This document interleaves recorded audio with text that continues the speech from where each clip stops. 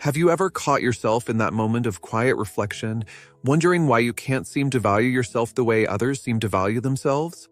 Maybe you're successful by most standards, yet there's that persistent voice inside questioning whether you truly deserve what you have.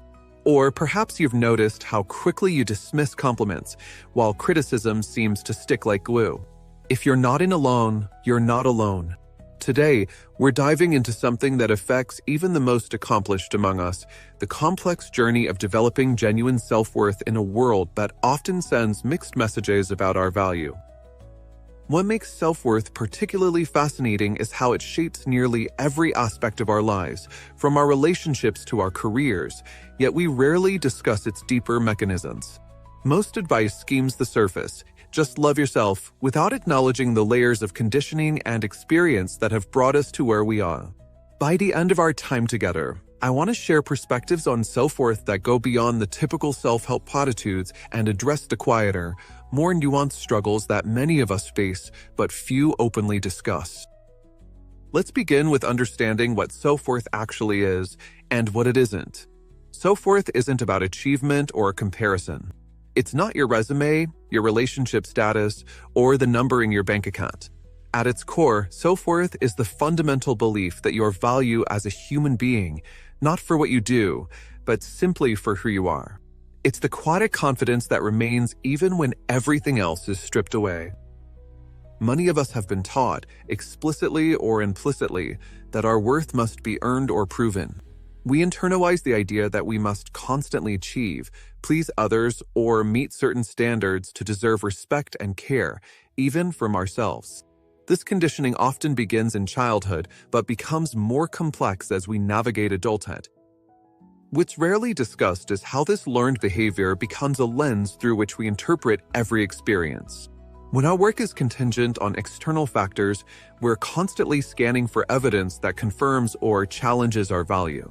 A negative comment from a colleague, a rejection in our personal lives, or even a small mistake can trigger deep questions about our fundamental worthiness. This isn't weakness or oversensitivity. It's the natural result of having built our sense of self on conditional foundations. The first crucial step toward developing authentic self-worth is becoming aware of the specific narratives you've internalized about your value.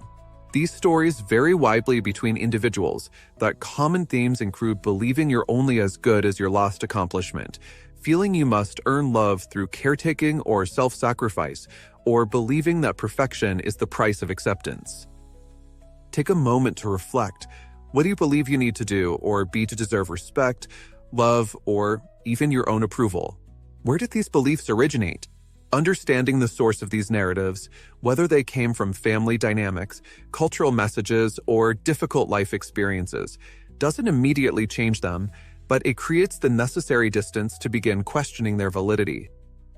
What makes this awareness so powerful is recognizing that these beliefs are not facts about who you are.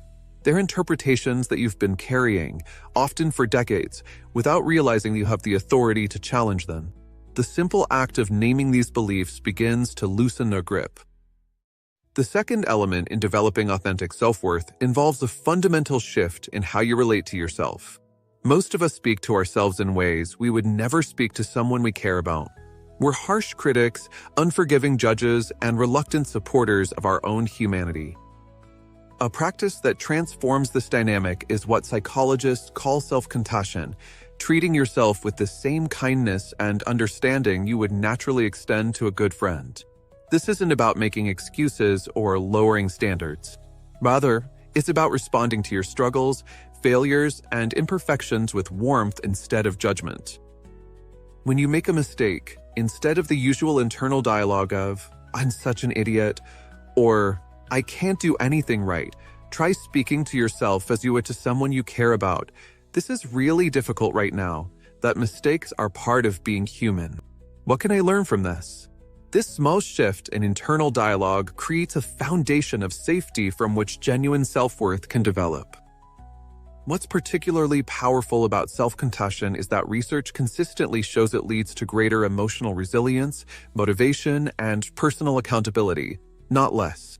When we're not afraid of our own harsh judgment, we're more willing to acknowledge mistakes, take necessary risks, and grow from challenges rather than being defined by them.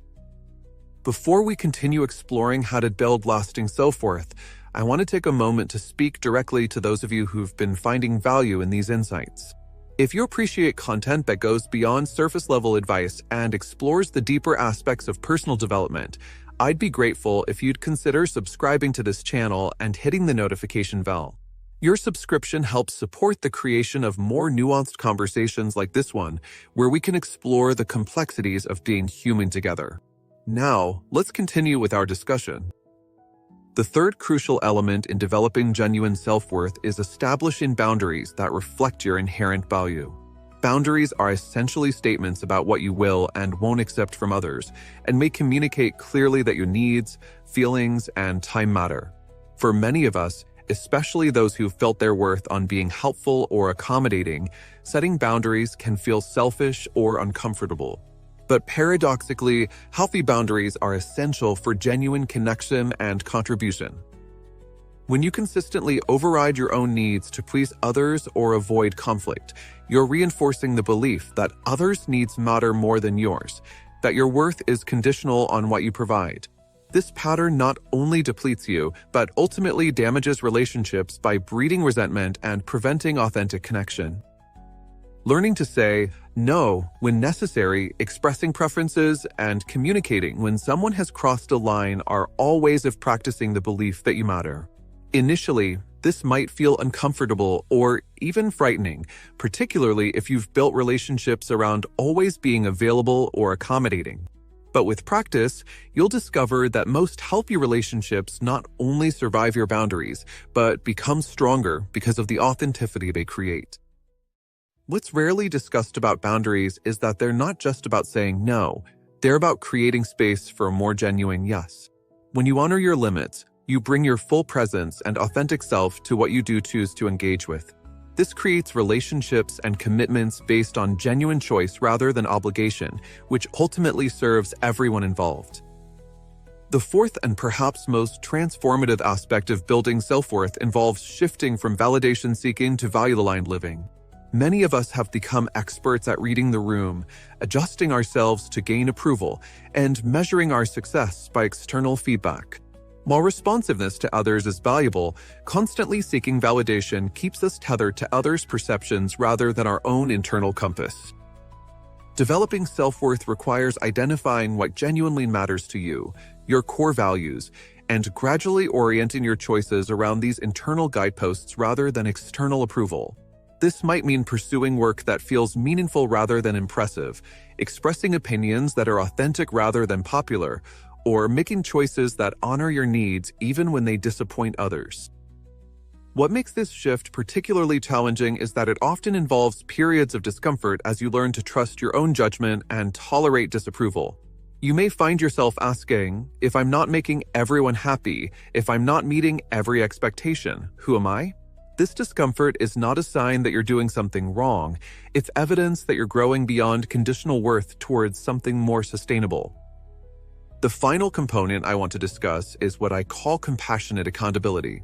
Many people fear that accepting themselves means lowering their standards or becoming complacent.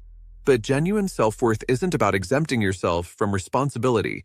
It's about creating internal conditions where growth becomes possible without shame. When your worth isn't on the line with every mistake or shortcoming, you can look at areas for improvement with curiosity rather than condemnation. You can acknowledge patterns that aren't serving you without making them evidence of your fundamental deficiency. This creates space for genuine change motivated by self-respect rather than self-rejection. In practice, this means replacing "I'm a failure" with "but attempt didn't work." It means shifting from "I'm so lazy" to "I'm noticing I'm having trouble motivating myself. What might be getting in the way?" This subtle, that profound shift from character indictment to behavior observation is what makes lasting change possible. What makes compassionate accountability so powerful is that it aligns with how we actually grow and develop. Shame tends to trigger defensiveness, avoidance, and disengagement, the very opposite of what's needed for meaningful change. Compassion, on the other hand, creates the emotional safety necessary to honestly examine ourselves and make adjustments without the weight of self-judgment. As we wrap up our exploration of self-worth, I want to emphasize that this journey isn't linear, and it isn't about reaching some perfect state of self-acceptance. It's about gradually shifting the foundation of your relationship with yourself from conditional approval to unconditional value. There will be days when old patterns resurface, when self-criticism feels more natural than self-compassion, or when external validation seems like the only reliable source of worth. These moments aren't failures. They're opportunities to practice returning to your inherent value. The truth is that developing self-worth in a culture that often bases worth on achievement, appearance, or approval is countercultural. It requires consistent practice and patience with yourself as you unlearn deeply ingrained patterns.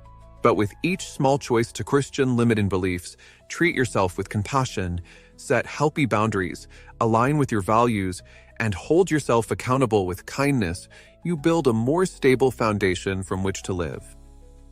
I'd love to hear about your own journey with self-worth. What message about your value have you had to unlearn? What practices have helped you develop a stronger sense of inherent worth? Share your insights in the comments below. Your experience might be exactly what someone else needs to hear. If you found value in today's discussion, please take a moment to like this video and subscribe to the channel for more conversations that explore the deeper aspects of personal growth. Also, be sure to check the description for ways you can support the channel and resources for further exploration of today's topic. Remember, your work isn't something you earn or prove, it's something you recognize. And that recognition changes everything.